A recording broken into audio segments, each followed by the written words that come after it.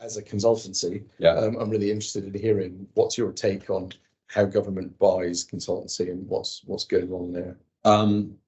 Almost everything we do is on a T&M basis. Yeah, it's not based on outcomes, and I think that's often because it's seen as a body shop, right?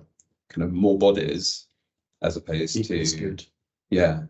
As opposed to what is it that we want this service to provide us. Yeah, and I can tell you, as a consultancy, we want more outcome-based contracts because it stops us being a body shop. Because then you've got to configure yourself for that need, but it also compels the customer to know what they're asking for. Indeed. Yeah. Whereas if the answer is 15 to 20 people, the question can be almost anything. And we're here to provide the answer. But if somebody says, well, actually, what we need to do is get these particular data sets ready for an overlay of artificial intelligence that will derive the following types of insight, then we can go, okay, well, that's interesting. We think you need kind of one of these, and a team that looks like this, and then t-shirt size a few things and go, right, so it feels like a duration of. We're much more interested in that. It helps us with hiring. It helps us with planning our workforce. So it would be lovely to get to that. Part of what I'm hearing there is that there's not a brilliant matching engine between the needs of the civil service and the market, because part of that matching engine is either officials who are not particularly good at that, or vendors who are particularly good at leaning into the mismatch. Yeah. So I think that certainly historically that was very much the case. I do think it's become less so as we become much clearer with the market what it is that we're looking for in the market has responded in kind. And certainly with a lot of the sort of the day-to-day buying that we do, I think that it's in a much better place than it used to be. When you're dealing with complex services, there are always going to be things that come out of the wood when you're kind of actually trying to deliver the thing.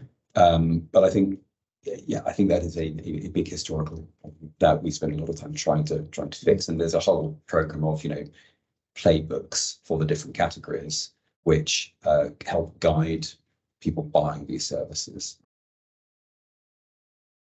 I do think that the recent very rapid advances in artificial intelligence will have an impact once we work out how to. Will have an impact on the way in which we do service design, the way in which we look at complex problems.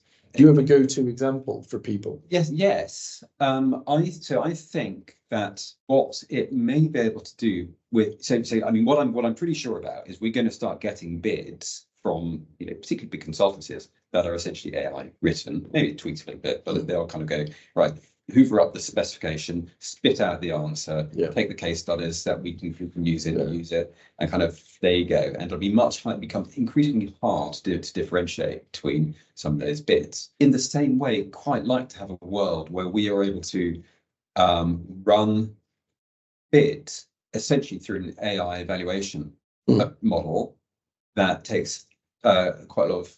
And this is where the design is also kind of critical, but that takes subjectivity out of it.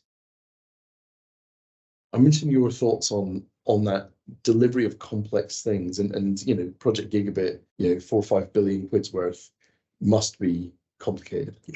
So I suppose I'll start by saying that government almost really only does complex things. It's things that other people won't do. Is what we end up doing.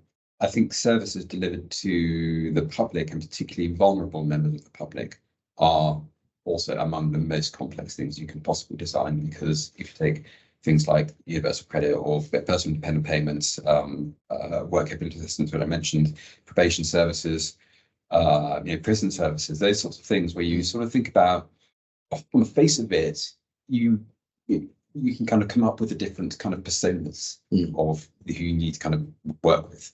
But people are so complex and their needs can be so varying and different that you can't design something simply for people with such varying needs. And so understanding that is really key. It might have been you that said it to me, but somebody once said to me the main problem with government is that we can't make a commercial decision or risk-based decision on who our customer is.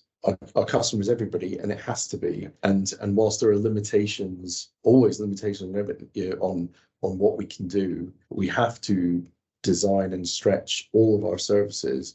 We can't just stop at the easy dividend. We've got to go to the granny in Orkney who doesn't have a smartphone. Absolutely. We've got to try. Like we may not succeed, but we have to try.